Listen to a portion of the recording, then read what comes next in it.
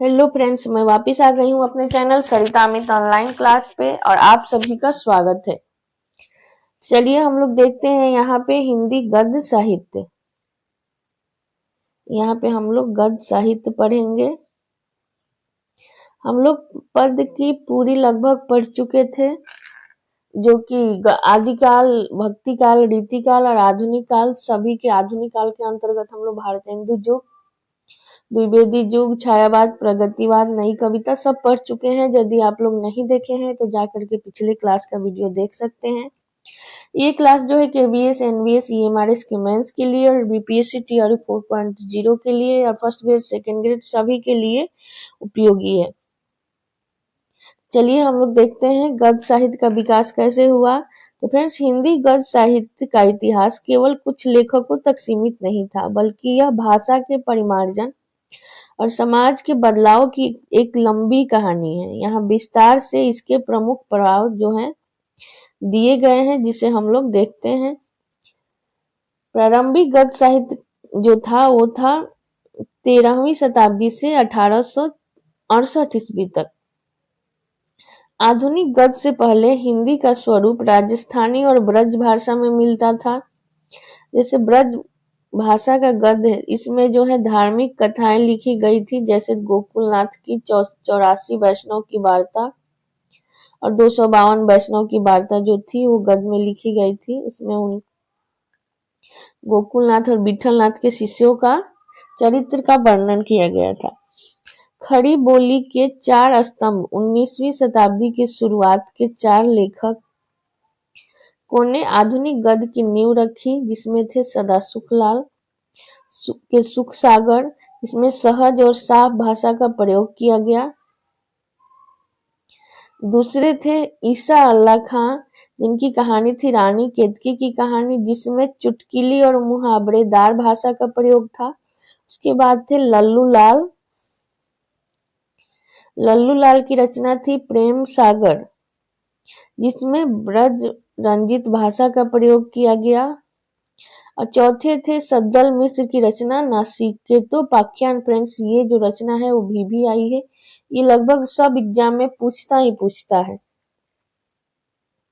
क्योंकि ये पीछे से हो गया, इसीलिए एग्जामिनर सोचता है बच्चे उतना पीछे से देखते तो है नहीं, इसलिए वो पूछता है। अब हम लोग देखते हैं भारतेंदु युग यानी आधुनिक गद्य का विकास कैसे हुआ।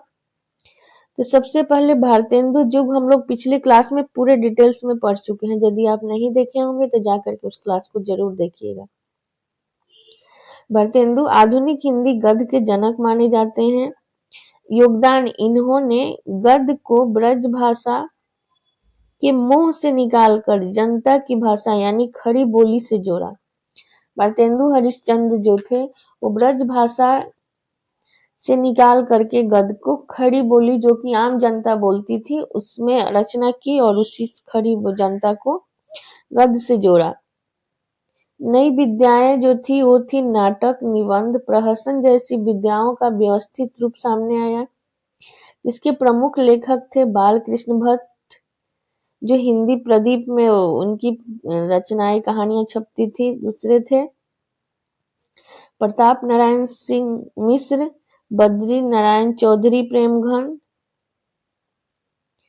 उसी तरह से द्विवेदी युग जो था परिष्कार का युग था। द्विवेदी युग डिटेल्स में हम लोग पढ़ चुके हैं। उसका समय था 1900 से 1920 ईस्वी और इस जो था महावीर प्रसाद द्विवेदी के नाम पर ही द्विवेदी युग का नाम जो था द्विवेदी युग पड़ा था। उन्होंने महावीर प्रसाद द्विवेदी ने हिंदी को व्याकरण की दृष्टि से शुद्ध बनाया। सरस्वती पत्रिका 1903 में इनके संपादन का कार्यभार संभालकर उन्होंने लेखकों को शुद्ध खड़ी बोली लिखने के लिए प्रेरित किया। इनकी उपलब्धि जो थी वो थी इस काल की जो उपलब्धि थी यानी द्विवेदी काल की थी, कहानी विद्या का वास्तविक विकास हुआ। जैसे चंद्रधर शर्मा गुलेरी की कहानी है, उसने कहा था, ये सेकेंड ग्रेड यहाँ लगी हुई है। उसके बाद था शुक्ल युग और प्रेमचंद युग। इसकी समय था 1920 से 1938 ईस्वी तक था। इसे गद्य का स्वर्ण काल माना जाता है, क्योंकि ये जो दौर था वो था उपन्यास और कहानी का। तो हिंदी साहित्य को महलों से निकालकर आम जनता, किसान मजदूर की झोपड़ी तक पहुंचाया किसने? प्रेमचंद ने। उनकी रचना जो थी गोदान।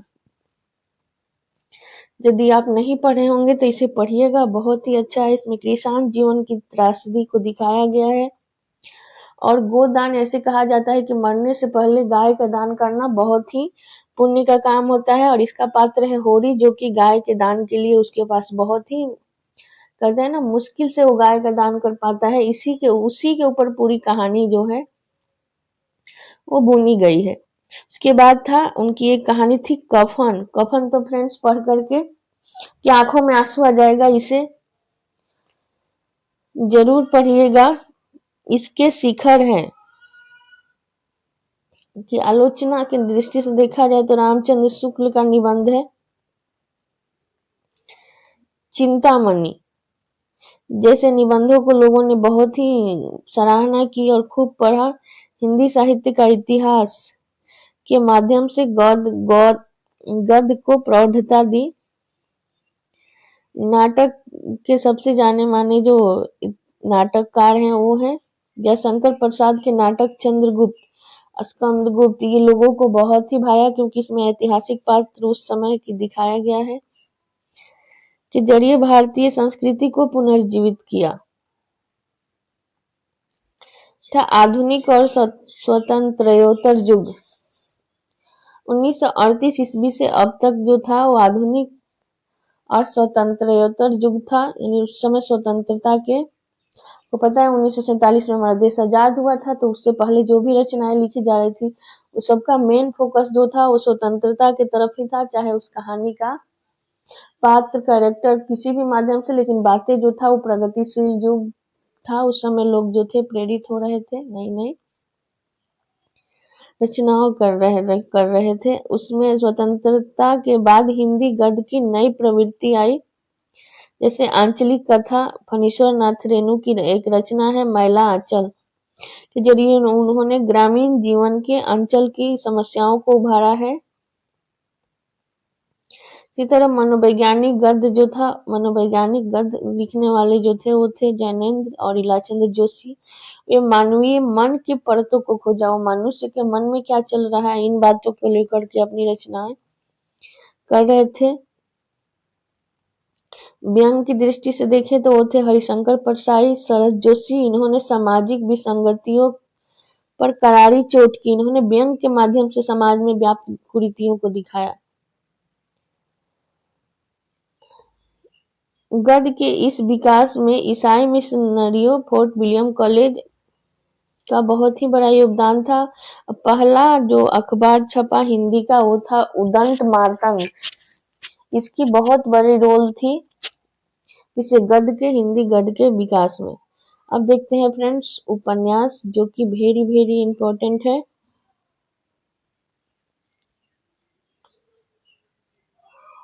अब देखते हैं उपन्यास गद्य साहित्य का सबसे लोकप्रिय विधा है जो जीवन का व्याप्त और वसित चित्रण करती है। इसके अवसर मध्य वर्गीय जीवन का महाकाव्य कहलाता है। इसे अक्सर मध्य वर्गीय जीवन का महाकाव्य कहते हैं। और उपन्यास का अर्थ क्या होता है? उपन्यास जो है वो दो शब्दों से मिलकर बना है, उप प्लस न्यास।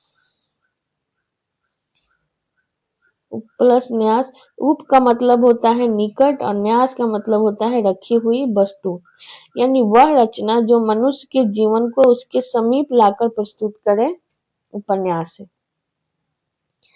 और इसकी परिभाषा जो है इस प्रकार है, हिंदी गद्य में लिखी गई एक लंबी काल्पनिक कथा जो पात्रों के विकास, कथानक और मानवीय अनुभव की जटिलताओं का अन्वेषण करती है, उसे उपन्यास करते हैं। फ्रेंड्स, उपन्यास और कहानी में अंतर ये है कि कहानी में एक ही कहानी जो है वो अपने लक्ष्य तक पहुंच जाती है, जबकि उपन्यास में लास्ट में जाकर के छोड़ देता है। एक ही विद्या के अंदर बहुत सारी कहानियों का समावेश जो होता है उसे उपन्यास कहते हैं। ये बोलचाल की भाषा में आप समझे तो। उपन्यास के प्रमुख तत्व 6 होते हैं। पहला होता है कथानक, कथानक, जिसे उपन्यास का मूल कहानी या घटनाओं का क्रम है। पात्र का चरित्र चित्रण, जिसे कहानी के जीवंत पात्र जिसके माध्यम से कथा आगे बढ़ती है। उसके बाद आता है कथोपकथन, जिसे पात्रों के बीच होने वाली बातचीत जो कहानी को गति देती है, यानी कहानी को आगे बढ़ाती है। देश, काल और वातावरण, वह समय और स्थान जहां जटिल कहानियां घटित होती है। तथा भाषा शैली, लेखक के लिखने के ढंग और शब्दों का चयन। लास्ट होता है 6 नंबर, उद्देश्य। यह मुख्य संदेश या विचार जिसके लेखक पाठकों तक पहुंचाना चाहते हैं।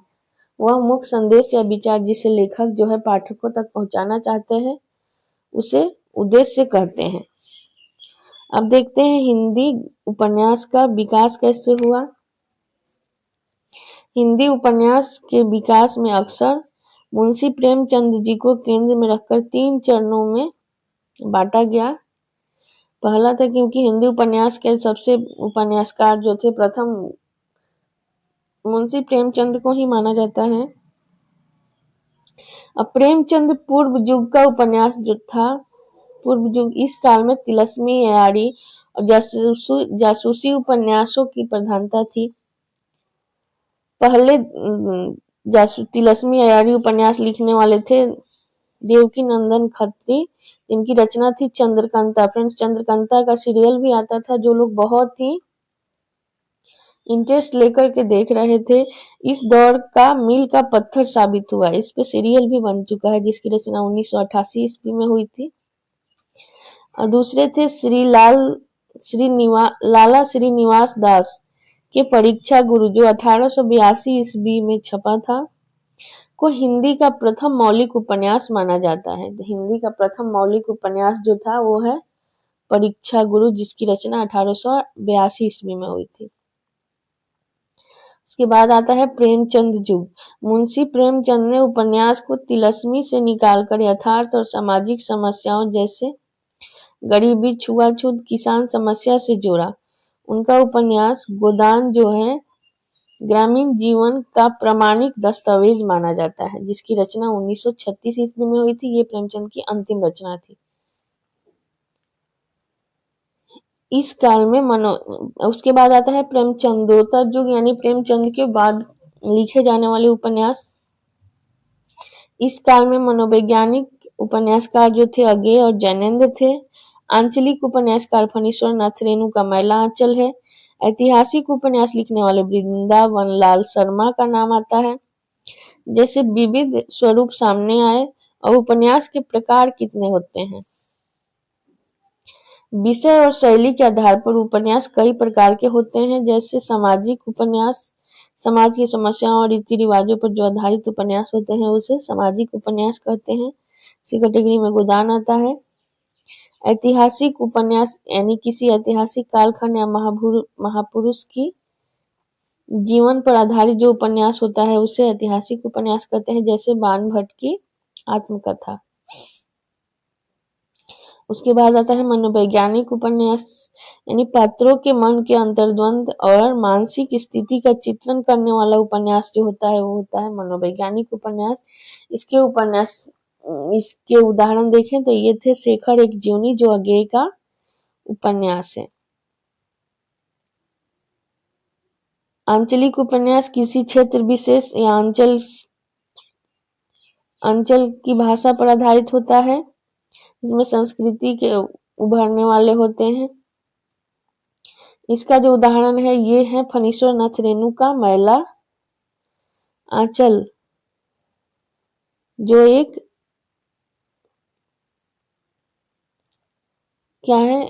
आंचलिक उपन्यास है। आई होप फ्रेंड्स आप लोग उपन्यास को समझ गए होंगे। एग्जाम के लिए आप लोग का इतना काफी है। और एक ऐसे वीडियो में लाऊंगी जिसमें आप लोगों को बहुत सारे उपन्यास और उपन्यासकार का नाम होगा। तो यदि आप लोग नेक्स्ट वीडियो देखना चाहते हैं तो हमारे चैनल सरिता अमित ऑनलाइन को क्लास को सब्सक्राइब करें। जो भी बच्चे हिंदी साहित्य की तैयारी कर रहे हैं, चाहे वो एग्जाम कोई भी हो, उन्हें हमारा वीडियो जरूर शेयर करें। Thank you.